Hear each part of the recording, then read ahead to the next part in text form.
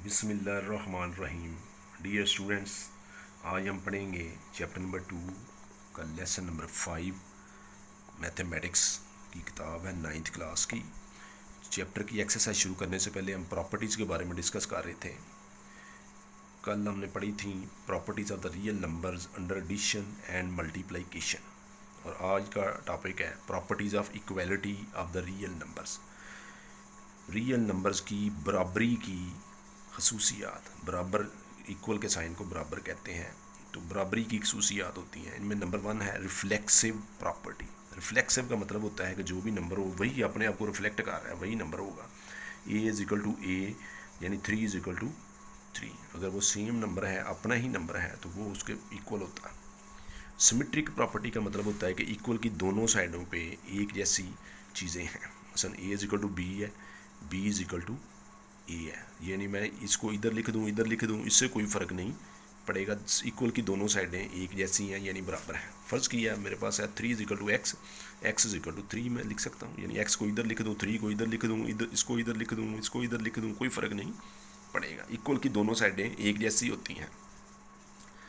इसे symmetric property कहते हैं। ट्रांजिटिव प्रॉपर्टी, ट्रांजिटिव प्रॉपर्टी क्या है कि ये देखें, एक नंबर है वो बी के बराबर है, और दूसरा नंबर जो है सी वो भी बी के बराबर है। ये दोनों बी के बराबर हैं, ये भी बी के बराबर है, ये भी बी के बराबर है, तो ये आपस में भी बराबर होंगे क्योंकि एक ही नंबर के बराबर हैं।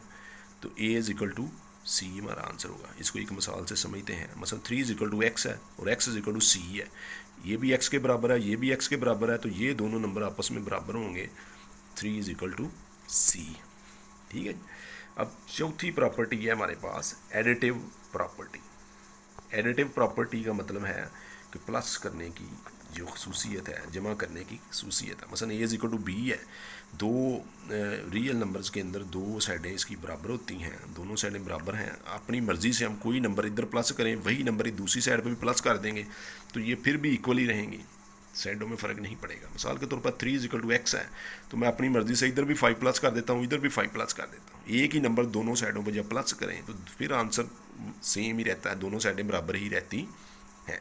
इस प्रॉपर्टी को एडिटिव प्रॉपर्टी कहते हैं। एडिटिव का मतलब होता है जमा, जमी खसीयत है ये कि इक्वल के दोनों साइडों पे एक जैसा नंबर प्लस करने से आंसर में कोई फ़र्क नहीं पड़ता, वो बराबर ही रहता है।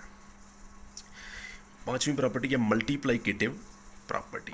मल्टीप्लिकेटिव प्रॉपर्टी में ऐसे ही है कि जब ए इज इक्वल टू बी है, दोनों नंबर एक दूसरे के बराबर हैं, तो एक ही नंबर से हम दोनों साइडों में से मल्टीप्लाई करेंगे तो आंसर में कोई फ़र्क नहीं पड़ेगा। मिसाल के तौर पर अगर इधर मैं सी के साथ मल्टीप्लाई करता हूँ, दूसरी साइड पे भी सी से मल्टीप्लाई करता हूँ, तो आंसर सेम रहेगा। मिसाल के तौर पर इधर इसकी वैल्यू 3 है, इसकी 5 है, इसकी वैल्यू x है, इसकी वैल्यू 5। मसलन 3 इज इक्वल टू एक्स था अगर, तो मैं दोनों साइडों से 5 से मल्टीप्लाई किया है, इधर 5 से प्लस किया था, इधर चूँकि मल्टीप्लिकेटिव प्रॉपर्टी है मल्टीप्लाई करना है, दोनों साइडों से एक ही नंबर से मल्टीप्लाई किया तो आंसर सेम आएगा, उससे कोई फ़र्क नहीं पड़ता।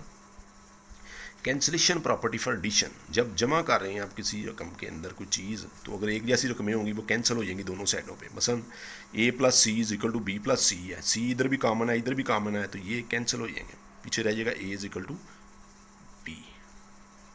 कैंसलेशन प्रॉपर्टी है मल्टीप्लिकेशन, जब मल्टीप्लिकेशन हो रहा हो, A multiply by C is equal to B multiply by C, C C एक जैसे हैं, दोनों साइडों से कैंसिल हो जाएंगे, A is equal to B answer आएगा। ठीक है जी। इसको एक दफ़ा मैं फिर क्विक रिव्यू करता हूँ। पहली प्रॉपर्टी है रिफ्लेक्सिव प्रॉपर्टी, जिसका मतलब है कि वही नंबर रिफ्लेक्ट हो रहा होता है, ए इज इक्वल टू ए यानी 3 इज इक्वल टू 3 के। सिमेट्रिक प्रॉपर्टी का मतलब है कि इक्वल के दोनों साइडों पे सेम होती हैं, चाहे वो साइड मैं इस तरफ लिखूँ, लेफ्ट साइड पे लिखूँ, राइट पे लिखूँ, 3 इज इक्वल टू एक्स या एक्स इज इक्वल टू 3 एक ही बात है। ट्रांजिटिव प्रॉपर्टी का मतलब है कि एक नंबर के बराबर दो नंबर हैं, मसलन ए इज इक्वल टू बी है और बी इज इक्वल टू सी है, ये भी बी के बराबर है, ये भी बी के बराबर है, तो ये दोनों नंबर आपस में बराबर होंगे, ए इज इक्वल टू सी होगा। 3 इज इक्वल टू एक्स है, एक्स इज इक्वल टू सी है, ये दोनों एक दूसरे के बराबर हैं। एडिटिव प्रॉपर्टी में दो इक्वल चीज़ों में अपनी तरफ से कोई भी नंबर ऐड कर दें यानी जमा कर दें, तो उससे टोटल रकम में कोई फ़र्क नहीं पड़ता। मसलन ये और बी इक्वल थे, मैंने सी इधर भी प्लस कर दिया, इधर भी प्लस कर दिया। मिसाल 3 इज इक्वल टू एक्स था, मैंने इस तरफ प्लस 5 कर दिया, इस तरफ भी प्लस 5 कर दिया, टोटल रकम में कोई फ़र्क नहीं पड़ेगा। मल्टीप्लिकेटिव प्रॉपर्टी है, यहाँ एडिशन था, यहाँ मल्टीप्लाई है यानी ज़रब देनी है, दोनों तरफ ज़रब देने से रकम में कोई फ़र्क नहीं पड़ेगा। कैंसलेशन प्रॉपर्टी फॉर एडिशन, जब दो चीज़ें जमा हो रही हैं इक्वल की दोनों साइडों पे और कोई चीज़ कॉमन होगी तो वो कैंसिल हो जाएगी और बाकी जो बच जाएगा वो आपका आंसर होगा।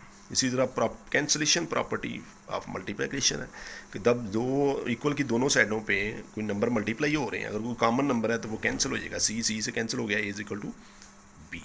ठीक है, यहाँ आपके प्रॉपर्टीज़ खत्म हो गई। ये प्रॉपर्टी आपने ज़बानी याद करनी है, आपको बोर्ड के पेपर में शॉर्ट क्वेश्चन में भी पूछ सकता है, फिर जो MCQs के सवाल होते हैं उनमें प्रॉपर्टीज़ के मतलब का सवाल पूछ सकता है। आज की हमारी जो दूसरी टाइप थी वो ये है properties of inequalities of real numbers, ना बराबरी की खसूसियात। वो पहले था बराबरी की खसूसियात, इनइक्वालिटीज़ ना बराबरी की खसूसियात।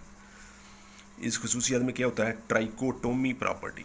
ट्राइकोटोमी का मतलब ये होता है तीन में से कोई एक से ही होगी, मसलन ए स्मॉलर देन बी, ए या तो बी से छोटा है या उसके बराबर है या उससे बड़ा है। तीन प्रॉपर्टीज़ में से एक वक्त में कोई एक से ही होगी, या वो छोटा होगा या बड़ा होगा या बराबर होगा। ये नहीं हो सकता कि वो छोटा भी हो, वो बड़ा भी हो, वो बराबर भी हो। तो ट्राइकोटोमी प्रॉपर्टी का मतलब है कि तीन प्रॉपर्टीज़ अगर दी हैं तो उनमें से कोई एक जो है वो करेक्ट होगी। ट्रांजिटिव प्रॉपर्टी, ट्रांजिटिव प्रॉपर्टी का मतलब ये है कि ए स्मॉलर देन बी और बी स्मॉलर देन सी। ये देखें, ए जो है बी से छोटा है और बी सी से छोटा है, तो ये इसका मतलब है ए सी से भी छोटा होगा। ये नंबर कॉमन आ गया तो यहाँ आएगा a smaller than C, a smaller than सी हमारा आंसर है। अब ये देखें 2 smaller than 3 and 3 smaller than 5, यहाँ 3 और 3 ये कॉमन है दोनों ही, ये 2 स्मॉलर देन 5 होगा। ठीक है, इसी तरह अगर ग्रेटर की प्रॉपर्टी है A greater than B and B greater than C, तो ये वाला हिस्सा जो है चूँकि दोनों एक ही नंबर से प्रॉपर्टीज बन रही हैं तो दूसरे से भी बड़ी होगी, ए बड़ा होगा सी से। तीसरी प्रॉपर्टी है हमारे पास एडिटिव प्रॉपर्टी, जमा करने की प्रॉपर्टी है। वो कैसे जी, ए स्मॉलर देन बी है तो हम किसी एक नंबर को दोनों साइडों पे प्लस कर देते हैं। इधर अगर फर्ज किया मैं सी प्लस किया है, दूसरी साइड पे भी सी प्लस कर दिया तो आंसर सेम रहेगा। जैसे कि इक्वल में हमने पढ़ा था, इसमें भी ऐसे ही है कि आंसर सेम रहता है। अगर इसकी तरतीब भी चेंज कर दे फिर भी कोई फ़र्क नहीं पड़ता। मसलन ए स्मॉलर देन बी है, ए प्लस सी था, सी प्लस ए कर दूंगा, और इधर बी प्लस सी था, सी प्लस बी कर दूंगा, फिर भी कोई फ़र्क नहीं। एग्जाम्पल से देखें जी, ए की वैल्यू 2 है, बी की 3 है, सी की 5 है। ए की जगह पे 2, बी की जगह पे 3, सी की जगह 2, ए की जगह 5, अपना सी की जगह पे 5 लगना था इसका। तो ये पहली प्रॉपर्टी को मैं कर रहा हूँ, 2 स्मॉलर देन 3 है, 2 प्लस दोनों तरफ मैंने 5 प्लस कर दिया, इधर भी 5 प्लस कर दिया, इधर भी कर दिया, तो आंसर जब आया 7 स्मॉलर देन 8, कोई फ़र्क नहीं पड़ा कि उसका जो आंसर होगा वो भी छोटा होगा, वो भी स्मॉलर होगा। इसी तरह ग्रेटर की प्रॉपर्टी है, इसका उल्टा है। स्मॉलर ग्रेटर का पता कैसे चलता है, ये देखें, ये सिंबल है मेरे पास, जिस तरफ ये सिंबल ओपन हो रहा होता है उस तरफ की रकम बड़ी होती है, जिस तरफ ये क्लोज हो रहा होता है इस तरफ की रकम स्मॉलर होती है, और ये ग्रेटर होती है। इससे याद रखने में मदद मिलेगी कि ये ए स्मॉलर देन बी है और ये ए ग्रेटर देन बी है, तो बाकी सारी प्रॉपर्टी सेम है। मल्टीप्लिकेटिव प्रॉपर्टी, जहाँ प्लस की प्रॉपर्टी थी एडिटिव, यहाँ मल्टीप्लिकेटिव कि जब एक बड़ा है बी से तो मैं कोई एक नंबर दोनों साइडों से मल्टीप्लाई करता हूँ, सी को इधर भी मल्टीप्लाई कर दिया, इधर भी कर दिया, कोई फ़र्क नहीं पड़ा। मसलन 3 बड़ा है 2 से, इधर 5 से मल्टीप्लाई किया, इधर भी 5 से मल्टीप्लाई किया, ये 15, 10, फिर ये जो इसका आंसर आएगा वो फिर बड़ा है उससे। ठीक है जी। और आखिरी प्रॉपर्टी है हमारे पास मल्टीप्लिकेटिव इन्वर्स प्रॉपर्टी।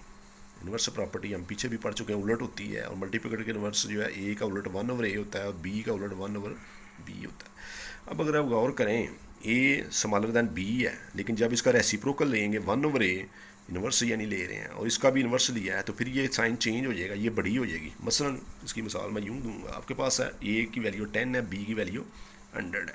अब जब मैं इसको 1/10 करूँगा और इसको 1/100 करूँगा तो 1/10 बड़ी हो जाएगी। ये 10 में से 1 है, ये 100 में से 1 है, तो जितनी बड़ी रकम हो उसका रेसिप्रोकल उतना ही छोटा होता है, उसका इन्वर्स उतना ही छोटा हो जाता है। इसलिए उस साइन को हमें चेंज करना पड़ता है। तो पहले वो स्मॉलर था, लेकिन रेसिप्रोकल में जब चला गया तो फिर ये बड़ा हो गया। इसी तरह ग्रेटर की प्रॉपर्टी में है, ए ग्रेटर देन बी, इसका जब रेसिप्रोकल लेंगे साइन चेंज हो जाएगा, वो स्मॉलर हो जाएगा, क्योंकि बड़ी रकम जो है वो जब रेसिप्रोकल में जाती है तो वो छोटी हो जाती है। ये प्रॉपर्टीज़ आपने सारी की सारी याद करनी है, लिख के प्रैक्टिस करनी है, फिर हम कल इंशाल्लाह एक्सरसाइज शुरू करेंगे।